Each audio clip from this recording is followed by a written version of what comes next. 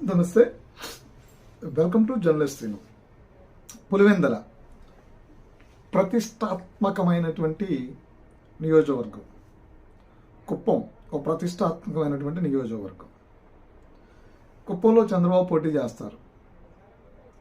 ఓటమి తెలియదు, కానీ 2019 ఎన్నికల తర్వాత జరిగినటువంటి సార్వత్రిక ఎన్నికల్లో కుప్పం నియోజకవర్గంలో, స్థానిక సంస్థ ఎన్నికల్లో కుప్పం నియోజకవర్గంలో వైసీపీ జెండా ఎగరేసింది.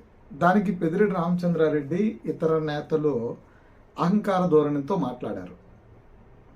అంటే పోటీ లేని చోట, అసలు పోటీయే చేయకుండా అడ్డుకున్న చోట గెలుపు పెద్ద గెలుపు కాదు.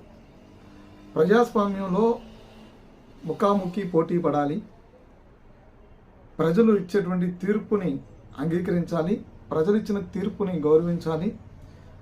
ఆ